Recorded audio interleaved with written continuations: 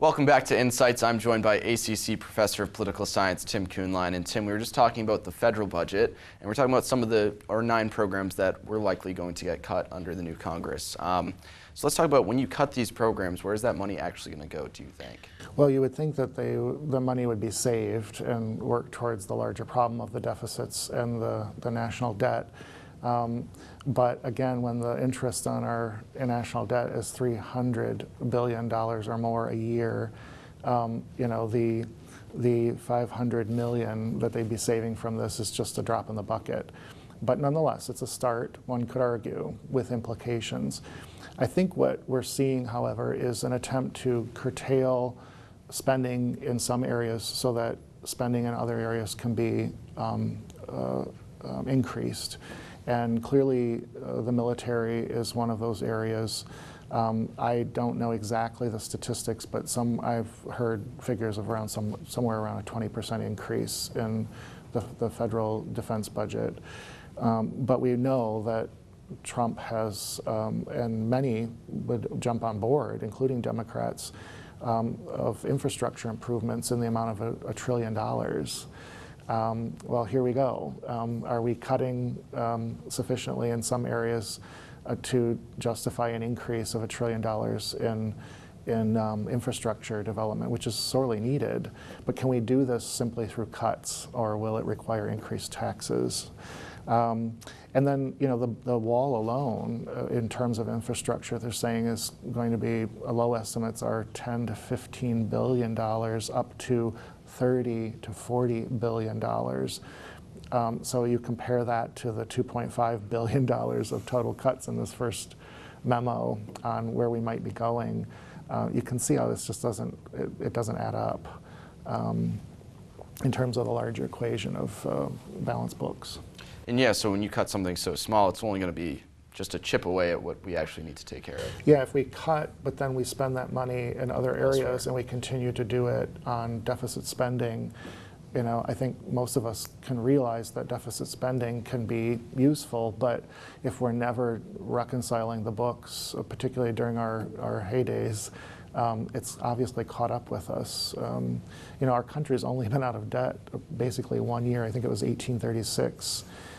So debt itself is not the problem. It's the proportionality of the debt to the GDP and to the total wealth of the nation, which are kind of two separate issues, and your ability to tap into that wealth and that gross domestic product in order to maintain a proportional debt ratio to the total economy. And moving forward to April, that's when Congress gets together and decides the budget and proposes their budget. Yeah, we'll go through all the budget reconciliations, and we obviously have to deal with the debt ceiling issue as well. We've already been downgraded in terms of our credit rating as a result of everything that happened in 2008 and 2009.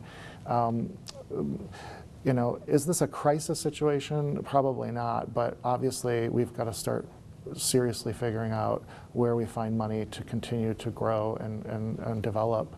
And I guess the real question is, are we going to achieve anything by nipping away at the heels of some of these programs that have beneficial outcome for small communities like ours, particularly relatively speaking, more impoverished communities, rural communities throughout our country that benefit from those federal monies, helping leverage local money to make the quality of life much greater.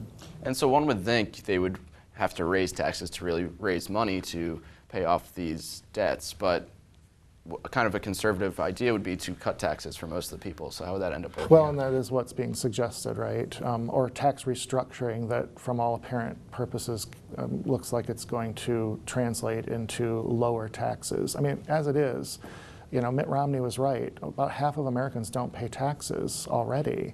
And the reason they don't pay taxes is that most of them are at wage levels that if you took the taxes out, they'd end up on government dole.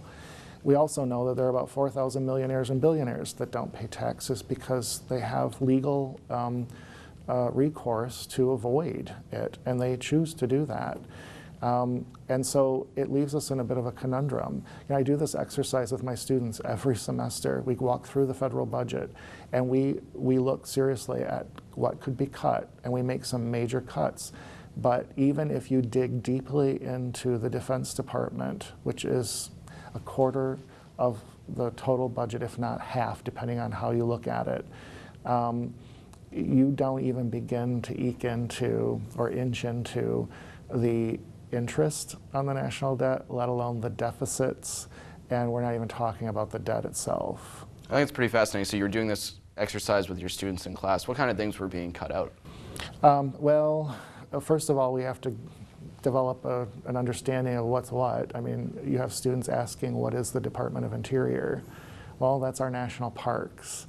And they back away. Oh, we don't want to cut that.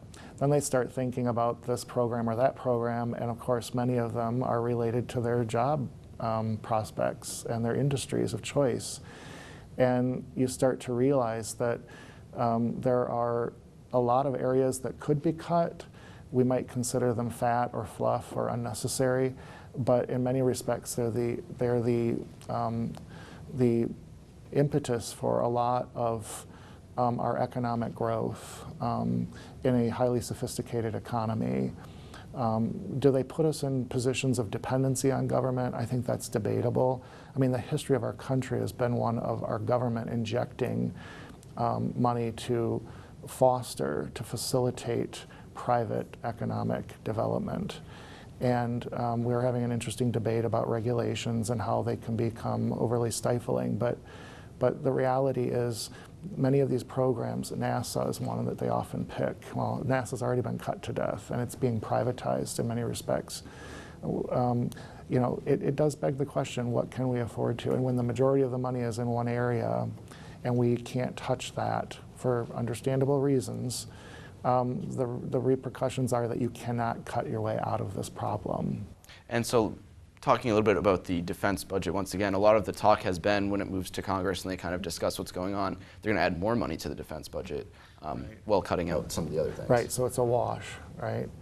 Unless we do something on the revenue side of the equation, which is kind of a separate but certainly related subject. I think for me, the real concern is, as we peck away at this and as money is transferred, refocused, reprioritized, it's one thing, but I think we all need to be conscious of the fact, like with my students, the real implications, not that we shouldn't move, but the real implications. If we cut, for example, the arts, it is going to have impact on our local community. You know, just some basic statistics. The funding for the arts creates 4 million jobs, $87 billion of income for people who work in the arts industry. And that creates $22 billion of tax revenue for the federal government. And every dollar that comes from the federal grants translates into $9 of leveraged money at the local source, the state and local level. And so when the National Endowment for the Arts is not able to fund this Michigan Council for Arts and Cultural Affairs, and Alpena and Northeast Michigan can't get access to those grants, we're out all those monies.